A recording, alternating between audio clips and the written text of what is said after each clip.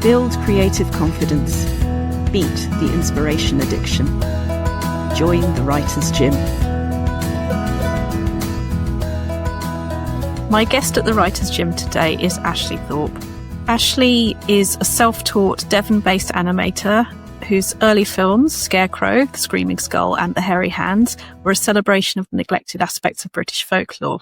His first feature, BORLEY RECTORY, with Reece Shearsmith and Julian Sands, was completed in late 2017 and won Best Animated Feature at Buffalo Dreams Festival, New York, and a Special Achievement in Cinema accolade. After being released on Blu Ray in 2019, the film is now streaming on Netflix, Prime and Talking Pictures. As a freelance animator, he has provided animated titles and sequences for such varied films as the multi-award-winning Woodlands Dark and Days Bewitched, Saturn Award-winning Tales of Halloween, Mancunian Man, Neverland Nightmare, as well as many ongoing animated title sequences, and graphics for the ever-terrifying BBC hit show UNCANNY with Danny Robbins. So, obviously, Ashley Thorpe, my first question in this interview is going to be, have you got Kermit with you? Yeah. Yeah, of course. Because we have a history with Kermit. Here he is. Oh, hi, Kermit. He's I should have very brought happy. mine from the other room.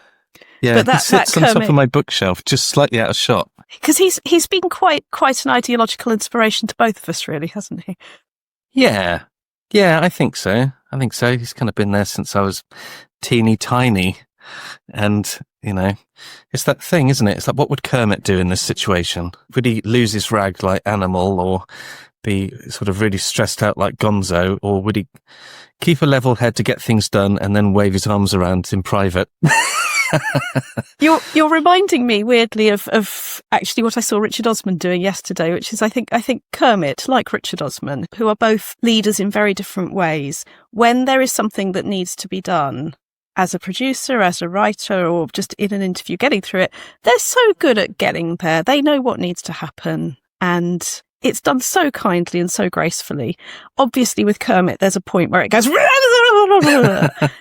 maybe that is actually a life skill too. But you got that Kermit after you'd borrowed my Kermit for a year, and then I had my Kermit. Yeah, that's a really strange story when I tell people that I borrowed somebody else's Kermit and looked after him for a year until I could get my own.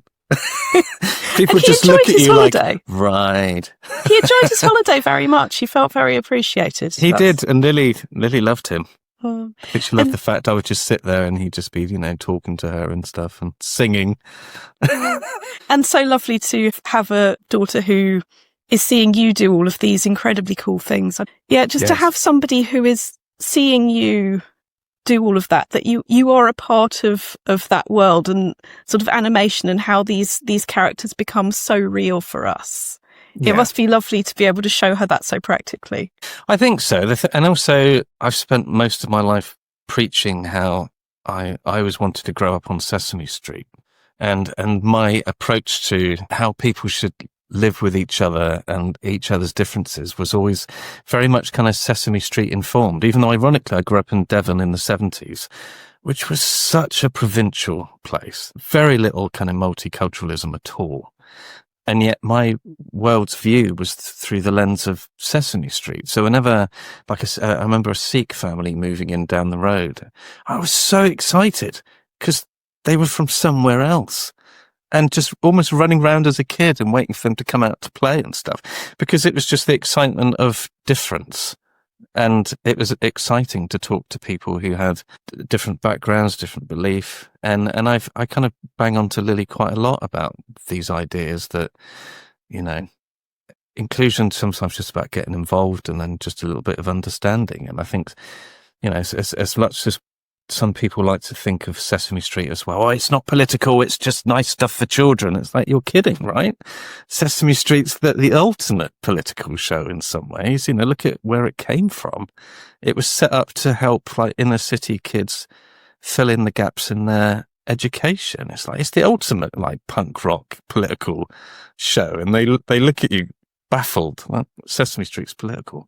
Yeah, it's so political. It's all about trying to do the right thing.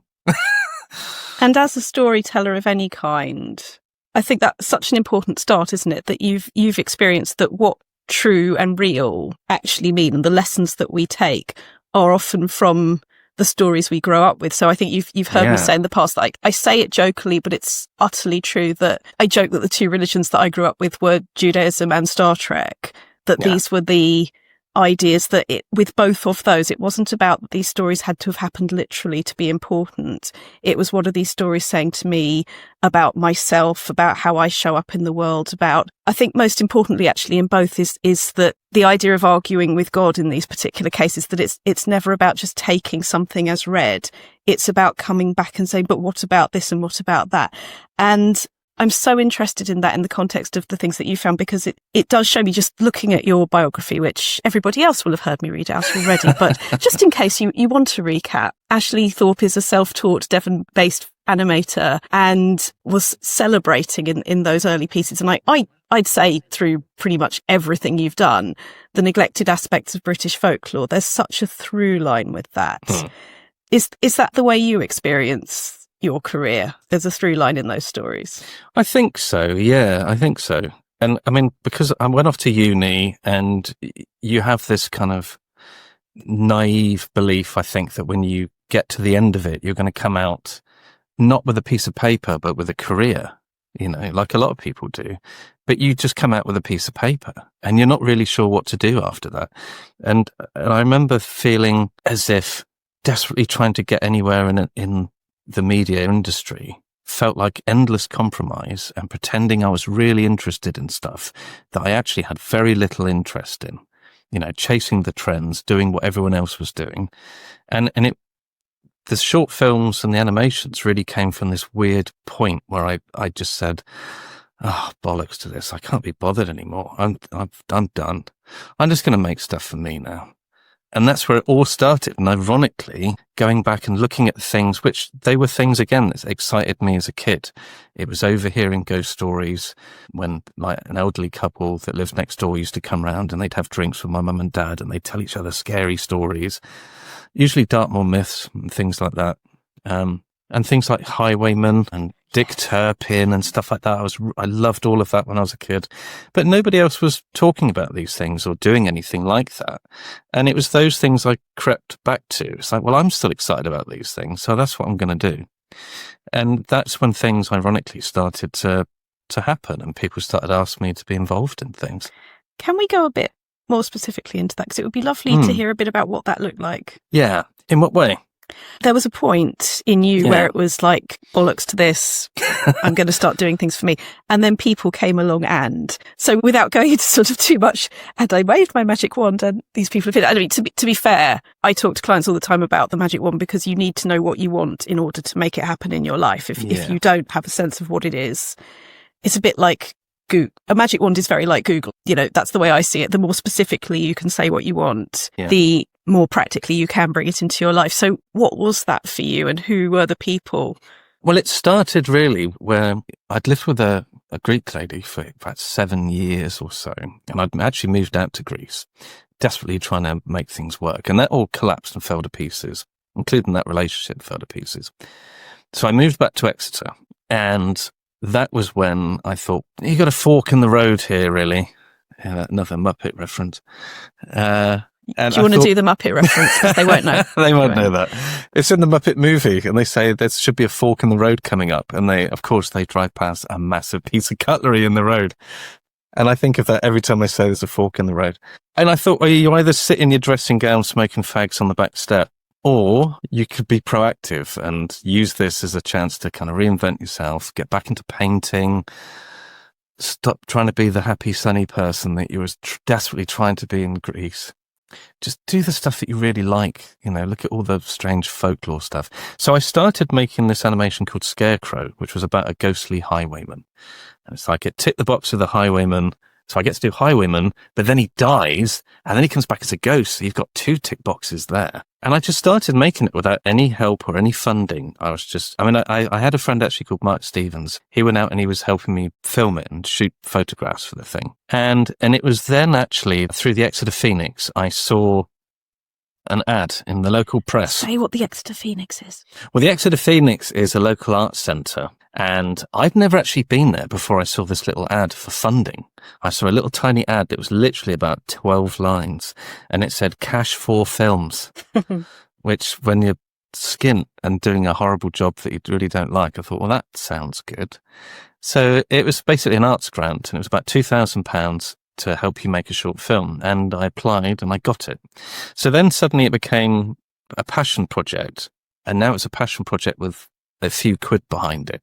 So I could actually hire proper costumes, and I could start structuring it and thinking about what I was going to do with it. So it started off as this thing that was just going to be done for fun and purely for self-gratification, really. And then suddenly I had a deadline. I had people that wanted to see it. It was going to be screened locally, but it was still very much, this is what I want to do and this is what I'm going to do. And the Phoenix were always very good with that.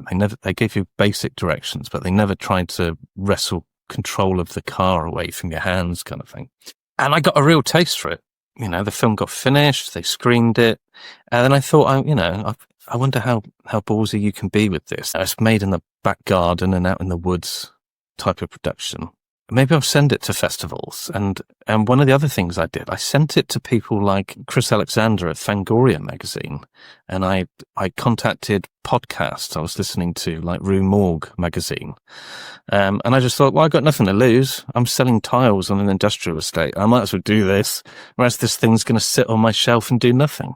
So I just sent it out into the world. And that's kind of when stuff started coming back, because Rue Morgue magazine said, oh, well, this is really interesting. Chris Alexander, he wrote a feature about it and put it on the Fangoria website, which I couldn't believe as an 80s horror kid to have my name even remotely linked with that.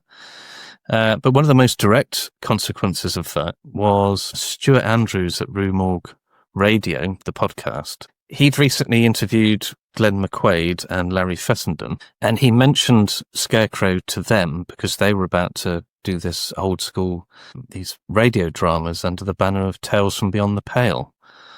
So they reached out and contacted me, asking me if I wanted to write a radio script for them that was very kind of hammer horror and have a similar feeling to the Scarecrow film. So it's just one of these weird things where it was like pulling on a little thread of something that was buried in the past, and you keep pulling it and this bigger and bigger thing starts appearing. That image of the golden thread going through from the past to the future, it resonates with me so much, because all of the best decisions that I've made and that I hear guests on the Writers' Gym and everyone I talk to, really, the best decisions tend to come from something pretty deep in who you are, and the worst decisions tend to come from what should I be doing? Oh, hell yeah. Yeah, absolutely.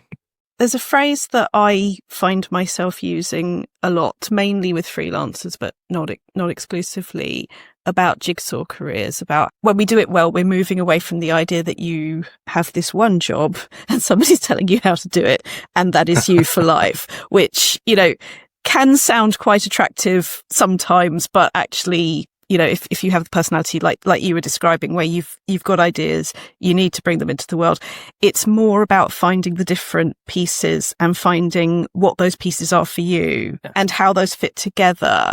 Listening to you talk about it, one of the things that jumped out for me was that there was a point where sounds to me like you gave yourself that permission, as in, I need to be the one who proactively goes and talks to podcasts, follows that thread to all of those different places that it can naturally go. Was that a conversation you were having consciously? Were you aware of that? I think so, yeah. And also, this was around the time that Sue and I got together as well. And we'd known each other since, again, it's the golden thread. We'd known each other since we were 9. And we used to sort of date as much as 9 and 10-year-olds date. Holding hands out the school gates. This is a date, isn't it?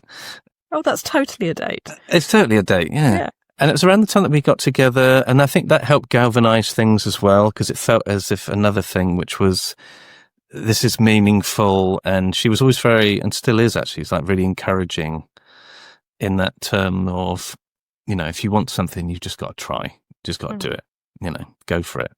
And my mum was always a bit like that too, where she would say, nobody's going to drop this in your lap. If you want something to happen, you just got to go and sort it out. It was very much that black and white. Just do it. do it? What have you got to lose? And I think that that conversation was definitely happening because, I was still doing a 9-to-5 job I didn't really like very much, doing the animations and painting in between. But it felt for a little while, it was how many different hats can I wear at the same time? And let's see which one goes in the right direction. It's like, well, the animation's a bit slow. I'll concentrate more on the illustration for a bit. Oh, somebody wants me to write a script. I'll be a writer today. I'll put that hat on, and you do a bit of that. And then you go back to the other thing and you do a bit of that. And there's still a little bit of that now, actually, but it used to feel like an act of desperation, I think, when I first started doing it, as if you're just desperately trying to keep going in any direction. Whereas that now I actually really quite enjoy, it feels more like musical chairs. With myself. And I quite enjoy the feeling of sometimes, today I'm an animator. And then I think, actually, it's going to be really nice tomorrow because they want that painting done. So I'll get on with that in the morning, and just moving things around so that you also have that freedom of, I'm not feeling that today. I'm going to get on with that job. They all need to be in by this point and this point and this point, but I'm feeling more of a painting mood today. So I'm going to crack on with that one, and I'll go back to that when I've got better ideas. And that's another kind of really important permission, isn't it? That sometimes the to-do list, however sensible you are and however healthily you are utilising your deadlines, if there is a thing where you're thinking, this morning I'm doing this, and your mind is just like, no, you're not. That's not happening. That's the boss. That's the boss coming in, isn't it? Yeah. You know, that you will be in the mood for something else today and you'll be in the mood for that another time. And also, and it works in a really interesting way as well, because I've got another distraction now. I've obviously got a little dog who loves going out for walks. Yay. So whenever things get difficult, that's also my excuse to go, right, bye-bye desk. And I'm gone, because it is that freedom of knowing that sometimes you have to walk away from something to get the best idea. And the second that I'm banging my head against the desk thinking I'm trying so hard, it's not happening. In fact, I'm probably making really bad decisions. I'm wasting time, actually. I'm better off walking away or doing something else that needs doing. And when I'm doing the other thing, usually that's when my brain settles and the train goes back on the tracks again, and it just says, you know why that's not working, don't you? It's because you did that, or you didn't do that. So I'll be painting and go, I'm an idiot, I'll fix that tonight. And then you'll go back and you'll fix whatever was wrong with the animation or the writing, whatever it was. With me, I call it lying, because I had a singing teacher many years ago who at one point said, you're not really singing, you're lying, when it wasn't happening. And I will sometimes catch myself being truly not in the mood, and through good girl syndrome, doing it anyway, rather than going, okay, I'm not in the mood, I will go and do other thing. Come back to this. Lying's a really good way of doing it. It's almost like you're putting on a show, so that when people come in, you're looking busy, but we actually just sat there going, this is awful. And there's a scale somewhere in us, isn't there, where sometimes staring out of the window, doing in the physical world absolutely nothing, is categorically the most useful thing that we can be doing. But because it is so sort of integral, the idea of what work looks like, there are times when you need to say to yourself, actually, do you know what? You are just staring out of the window, and I will bring myself back and I will do an imperfect but progressive thing. But other times you just need to accept that that is part of it. Yeah, I mean, I tend to physically get out of the house. My escape used to be just going down the gym for an hour, because I really dislike going to the gym. So it was almost like a Catholic whipping. It's like, if you're not working, you can go and suffer somewhere else.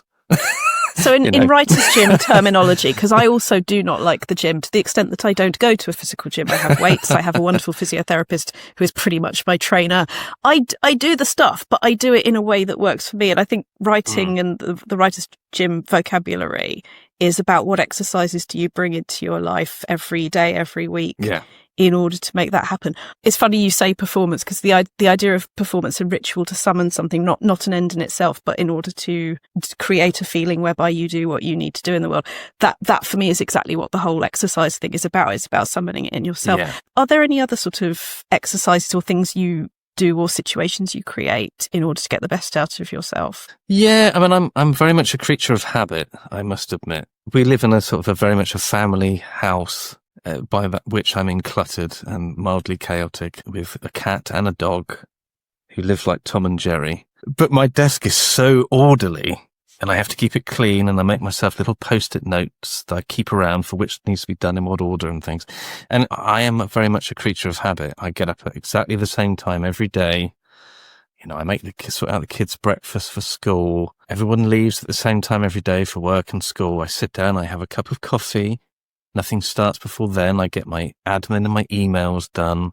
And it's just even though I can do this kind of jigsaw feeling thing where I can, well, what do I think I'm going to work better on today? And I can pick and choose a little bit.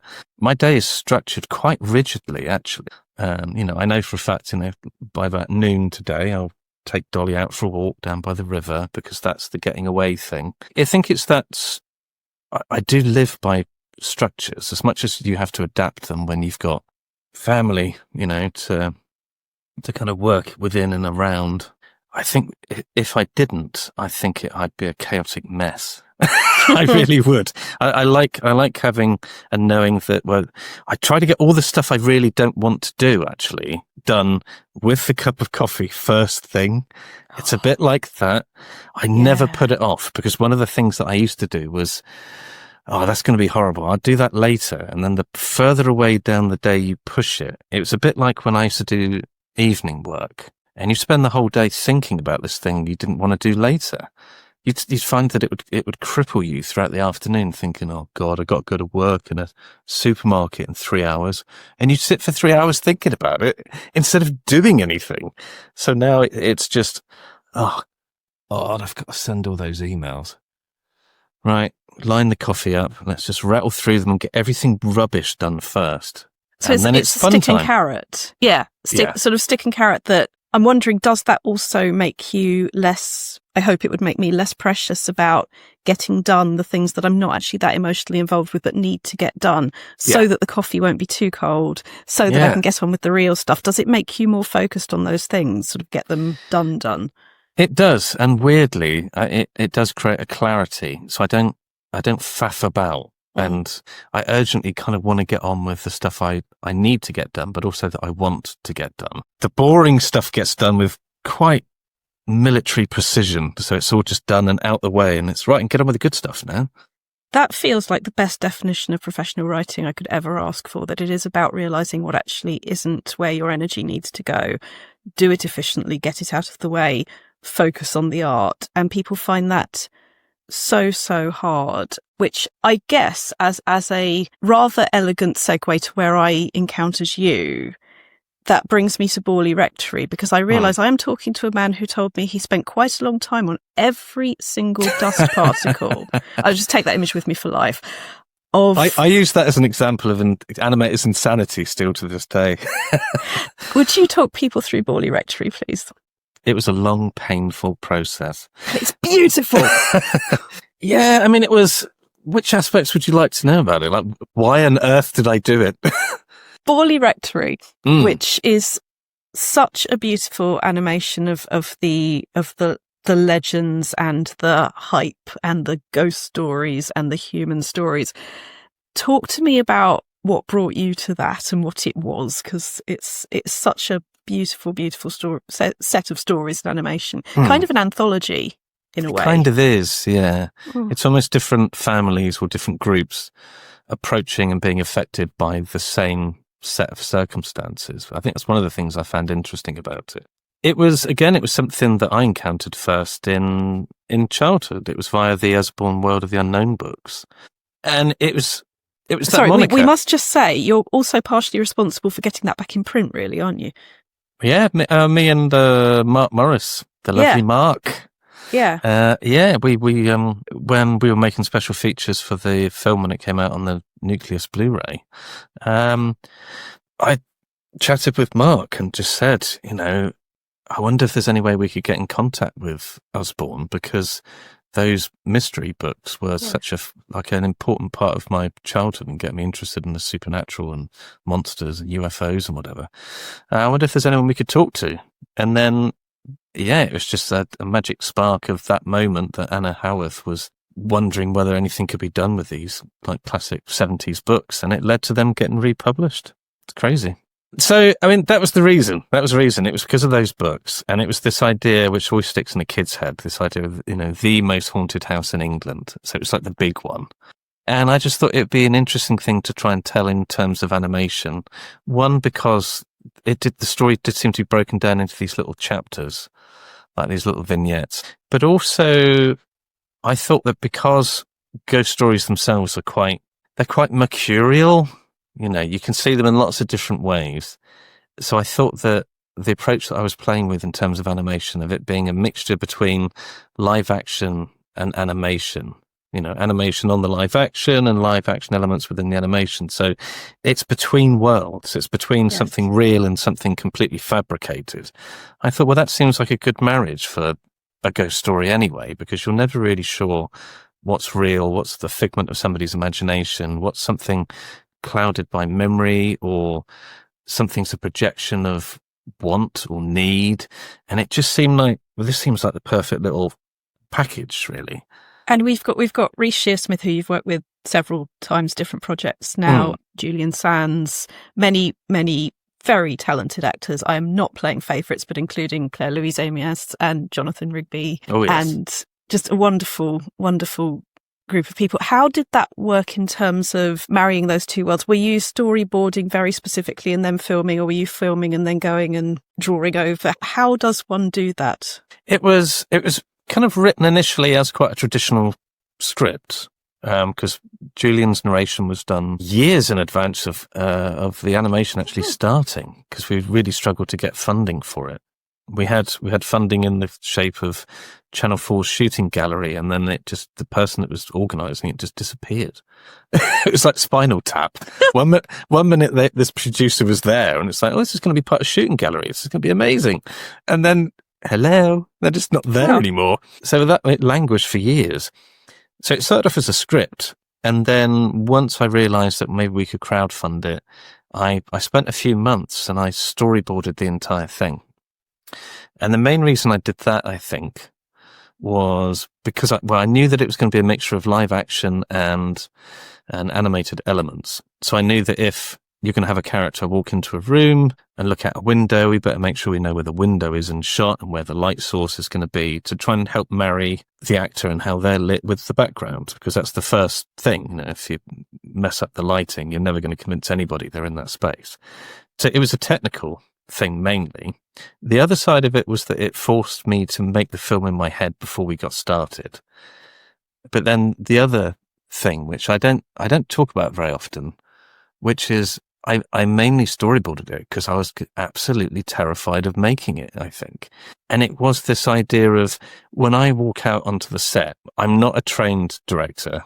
I'm not somebody who actually enjoys getting out in front of crowds and talking. I was really worried that I would come across as someone who blatantly didn't have the faintest idea of what they were doing.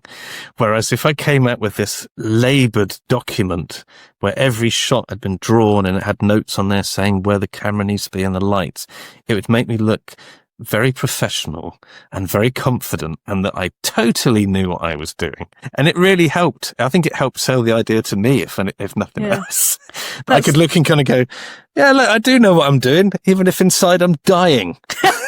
It's such a practical use of imposter syndrome as well, because that's the one thing that everybody but the biggest egos have in common. And, I think probably even they do underneath it. But the fact that we're carrying around the idea that everybody else is a proper adult and we're just pretending. And that's such a brilliant example of, you knew at some level you needed to find your own permission. You knew it needed to happen. You knew you were feeling like, I'm not a proper director or whatever. You found a language, you found a way to show yourself external reality, external validation. This exists. Yeah. Now it's just up to me to do this as clearly as possible. I guess we're all finding our way towards that. You just need to do it. Yeah, I think so. And I think that because I knew that, like the animated short films, they were all made with friends and family, every single one of them. Nicholas Vince did some voiceover in The Hairy Hands. And he was even in my audio drama last year. Yeah, he's lovely. I love him. Yes. Uncle Nick, as we call him in our house. Uncle Nick. It's Uncle Nick. Let's go sit with him. But that was quite intimidating at the time. But then BORLEY was a totally different ball game, really, because it was walking out on set, and like you say, you've got professional actors. You've got people like Claire You've got Annabelle, who's just been in Luther. You've got Reece. You know, you've got all these people that are like, they're proper actors. It's not like your dad and like your mate used to work within the bookshop anymore. You're walking out and thinking, oh my God, these guys actually know what they're doing. They're not fudging it like we are. And just on that example, that's such a lovely way of, because you found a way to take the imposter syndrome with you and rather than fight the feelings, use the feelings to make something happen. I think you met Reece through that and you're now obviously doing Uncanny and so many things have happened. That was that thread continuing, wasn't it? Yeah. I mean, weirdly, Reece came about because I think it was something as simple as during the crowdfunding campaign. I don't know how it came up on his like Twitter feed or something. I think it was maybe because Darren Brown had tweeted it or something, saying somebody's making a film about BORLEY RECTORY, and he saw it and he retweeted it, went, it's great. I love BORLEY RECTORY. Help get this made. And then I just reached out to him in one of those beer soft Friday evenings and just said, would you like to be in it? And thinking he's going to go, leave me alone. And he went, yeah, great. If you manage to get the money to get it started, absolutely, stay in touch. And that was it, really. And then over the years, he's just he supported the film. He's helped push it out there. He's always been ever so good, just trying to get me involved in different things. And then obviously the stage fright artwork recently. Why they didn't get Graham Humphreys to do it? Do you want to talk a bit about that? Yeah, well, I suddenly got an email about it was beginning of December, I think it was, last year, from Reece. And I still get this thing. And again, I think it's partially imposter syndrome. But when anybody interesting contacts me, I always feel like I'm in trouble. Like I've done something, or somebody's heard an interview that I've given, and Reece has reached out and going, that's not how it happened. You know, so it popped up and I thought, oh God, what's happened? And he contacted me, and all it was, he just said that, we're doing Stage Fright, the Inside Number 9 stage show, and we would really like a Grand Guignol style poster. And I said, can I give you a ring about it later? So it's like, yeah, absolutely. And he just sat there thinking, wow, okay. And then he phoned me up, and he was clearly rushing around like he always is, phoned me up on his mobile, rushing off to a costume check or something. And he said, yeah, we need a Grand Guignol poster. Are you familiar? It's like a early 20th century. I went, well, yeah, I do know Grand Guignol, weirdly. I discovered it via Clive Barker when I was a teenager, because he used to bang on about Grand Guignol all the time. And I said, what's that? So I went off and read about it.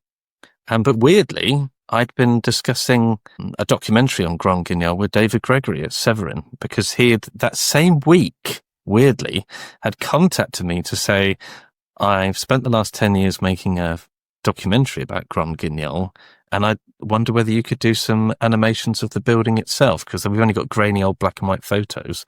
Do you think there's any way that you could make it look like you're walking down the Rue Chaptal towards it? And so in 1 week, I had 2 conversations about Grand Guignol. It was really weird. So that was it. And then I spent last Christmas, while everyone else is being jolly, sat painting an image of a mad doctor drilling into the top of a woman's head. Like you do. and with such beautiful timing, it all just it came together. When and how did you and Uncanny find each other? Because obviously you and Reece are both involved with Uncanny. Yeah, he's been a guest on it a few times, I think, and Uncanny was purely down to BORLEY RECTORY again. BORLEY's been amazing in many ways, and one thing I give to any like young filmmakers for advice is that sometimes you've just got to take that leap and just make the thing you really want to make and disregard what's supposed to be popular, because you don't know what will come out of it. And BORLEY RECTORY, by just kind of going, this is what I want to make, and I know the style's weird, and yeah, I know it's old flickery black and white, but it will look totally different from anything else at any film festival. It'll be a Marmite thing. You'll love it, or you'll just think, bleh, whatever, rubbish.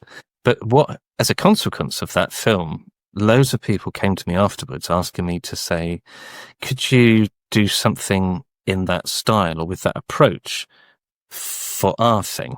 And that's what happened with Uncanny. I was just sat at my desk working one morning, and Simon Bernard of Bafflegab contacted me out of the blue and just said, I watched BORLEY RECTORY recently, really liked it. we have a title sequence for Uncanny, which is going to be moving from podcast to TV show. And I hadn't actually heard any Uncanny, which is terrible. When he contacted me, I instantly did start listening to it, but I hadn't heard any of it before then.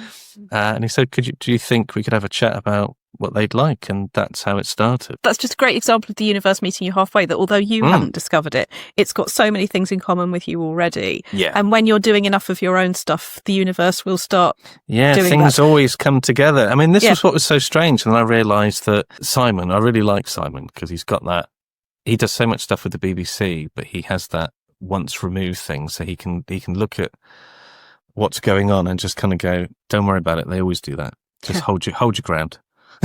You know, he's a good person to have on your side. That he'd had so many cross paths with different people. He'd worked with Reece before on audio dramas and all these sorts of things.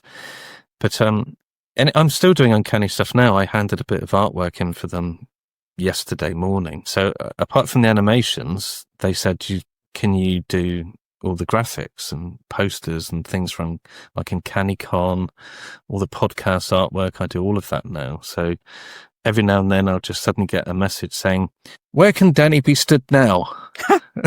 You know, looking over his shoulder, what weirdness can be in the background? And they just say, well, we want it to be a Halloween themed, Christmas themed, whatever it is. And I just sit and go back to the toy box and start inventing spooky backgrounds. And this is the aim of everything, isn't it? That we want it to be a toy box. It's never an exam room. It's a playroom. All of this. Yeah, it is. I mean, I do a little bit of teaching with like young kids and teaching them animation. And one of the first things I always try to teach them is that very same thing. They come in and they've never met each other and they're all nervous. And it's like, this is not school. There are some rules. There are some ground rules. Feel safety more than anything. But I mean, ultimately, this is a play box. This is where you're going to play with your ideas and see how far you can take them. And that see how far you can take them is so important, isn't it? Because if you don't let yourself see what it is you're trying to do, if you try and write the final draft or draw the final draft or film the final draft before you know what the first messy one looks like, you're going to miss the treasure.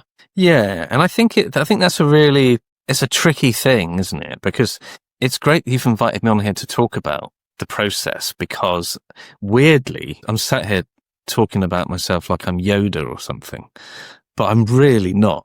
And especially because there are times I find animation difficult, but I'm so much more at ease with the visual arts, like with painting and with animation, than I am with writing, weirdly. And I've struggled for years to work out why my brain makes this differentiation between these two things, because sometimes I really, really, really struggle to write.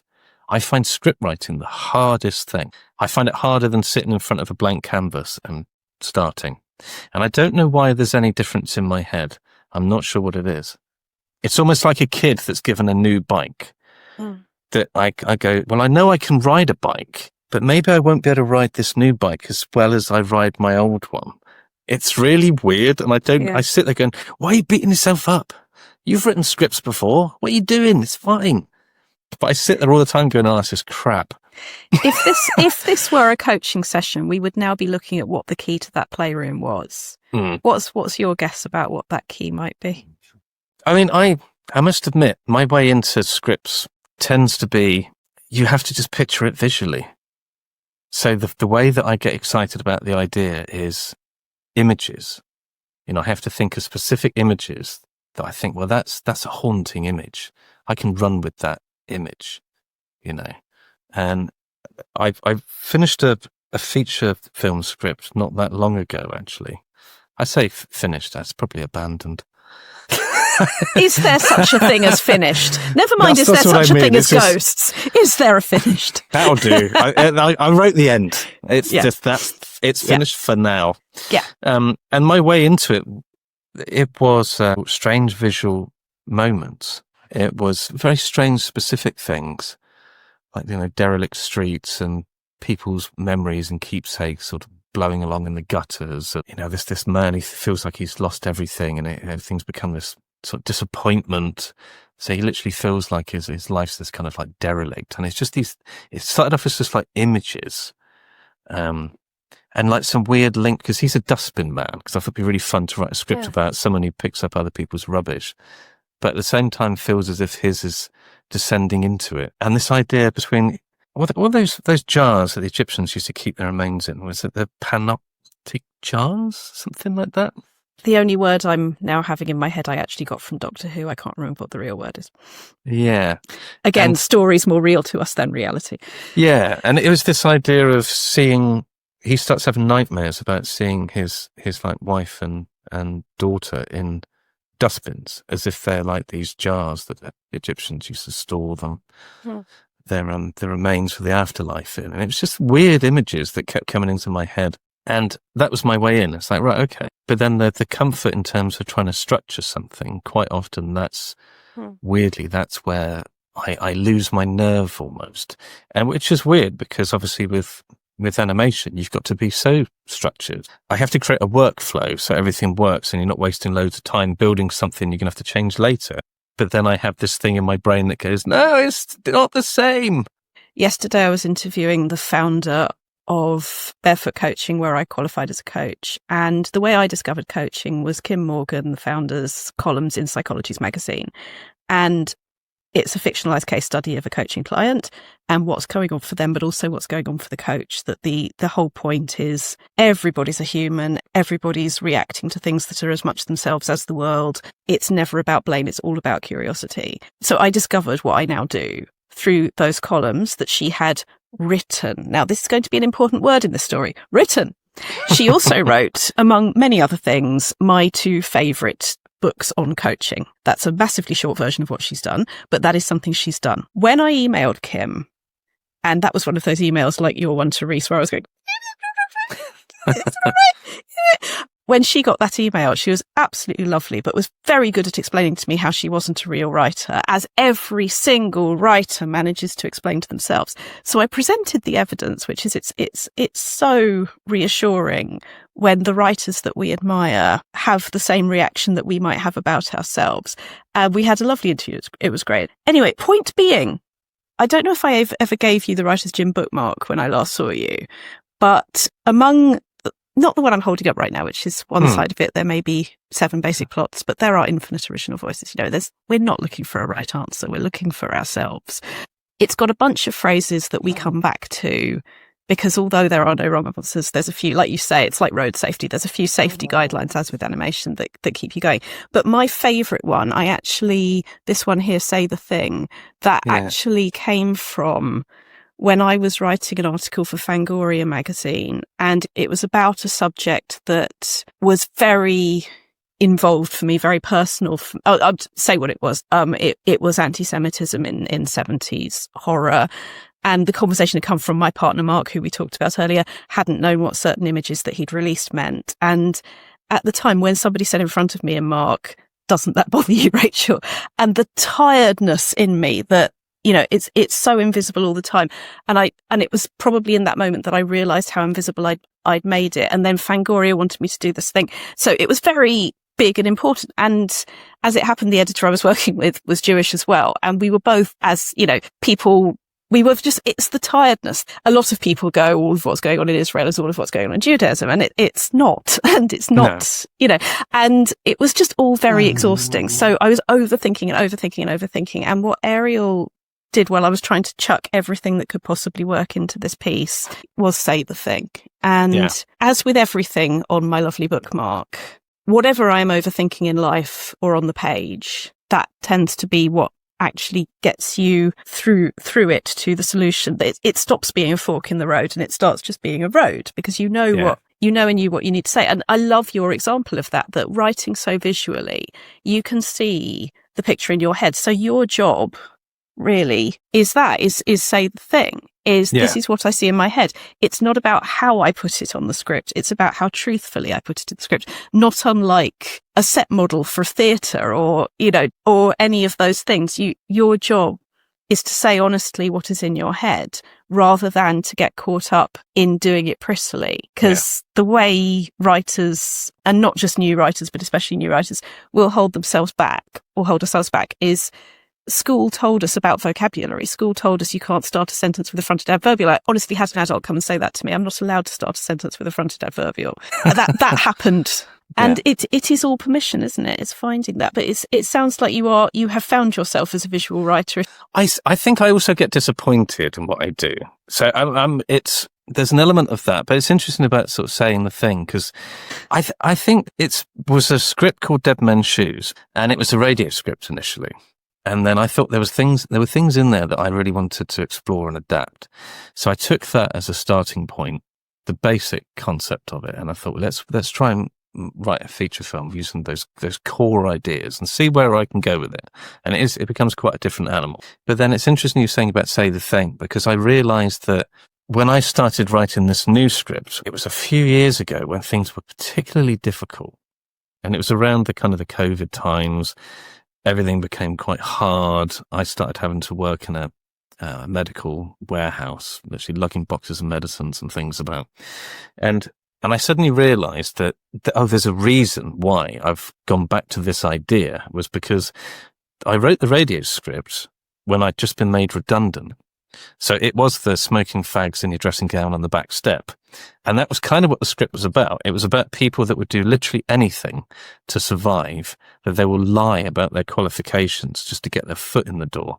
But then in this case, in the script, it backfires on him because the thing he really needs to know how to do, he's lied about, and that was the whole conceit of the story. And I realized that during COVID, I'd gone back to this idea, and it was still that same idea. But then something else had happened, and I think what it was the weight of responsibility, or certainly a joint responsibility with Sue and myself, of trying to keep a family going when you felt like you weren't doing enough, And I think loads of people felt that struggle and that burden during COVID because everything just shut down, everything was a bit worrying. You had, it was an awful time for lots of different families in terms of fatalities and illness and everything. And I started looking at things in a very different way. And the thing that started haunting me was this idea of there's going to be so many things that my kids are not going to get to do because I'm not doing enough. And that was my fear, I think. And then I think it was that fear twinned with this idea of faking it to get somewhere. That when all that went into this character, into this script. And then I realized after a while, apart from the visual ideas, I realized that's really what I was writing about. I was writing with this person that always tried to do the right thing and felt really disillusioned with the world. That felt like he was becoming the rubbish, the detritus that he was collecting. And that the casualties of that and his failures were going to be his family, which is why he starts seeing them in the rubbish in his dreams. And then this opportunity arrives and he's completely ill-prepared for it and all the rest of it, It's like Mike Leigh does an Amicus movie. Wow. It's very weird. But it was that, like you say the thing. And I suddenly realized it's like, I kind of knew I was writing about me a little bit. I don't feel as bad as this character, but it is informed by genuine fears and genuine feelings of kind of inadequacy. And actually that's really important. Haunted by a future you're not going to be able to give your loved ones. And it's like, well, that's something that's always frightened me anyway. And I think a lot of self-employed people have that, that responsibility. But as soon as I realized, it's like, that's what you're writing about. That's his greatest fear. That's what's haunting him. And that's the permission that we all really desperately do need to give ourselves. Is it doesn't mean you're feeling exactly as that character is feeling, but it does mean you found an intrinsic what if that comes from you. You can explore it. That. Yeah. And and also I realized, and I then suddenly went in and wrote in like weird little conversations that I color them a little bit, but genuine conversations I'd had with Lily, the little silly things like, when can we have a garden? When can we do this? When can we have a tree house? So when we get a tree, can we have a tree? When we get a garden? It's those.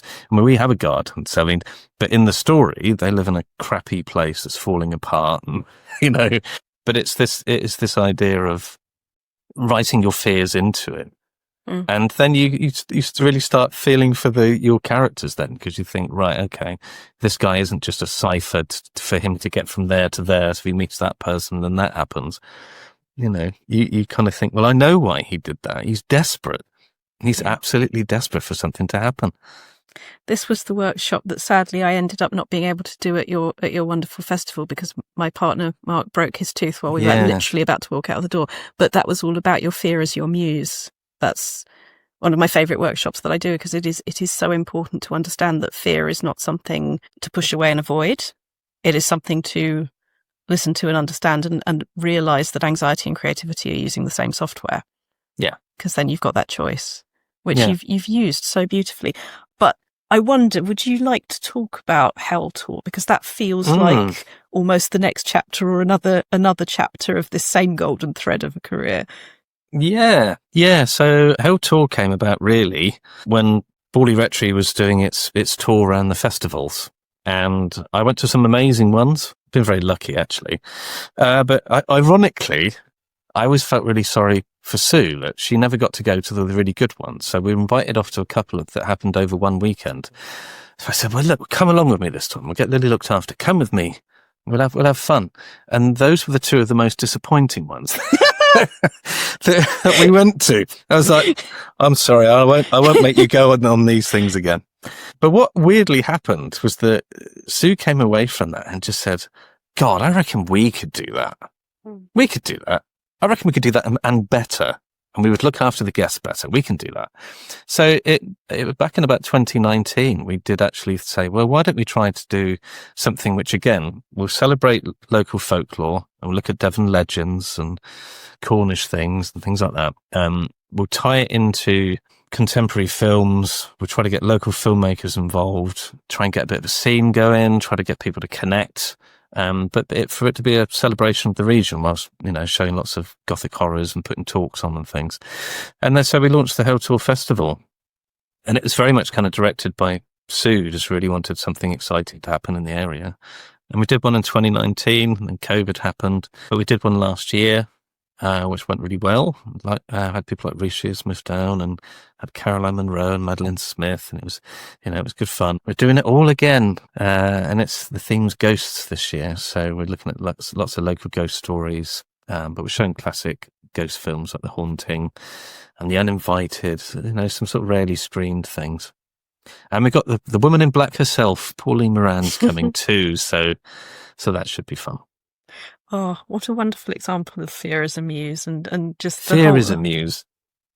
It is, and the whole of your life following that thread because you have given yourself permission to explore it. That's beautiful.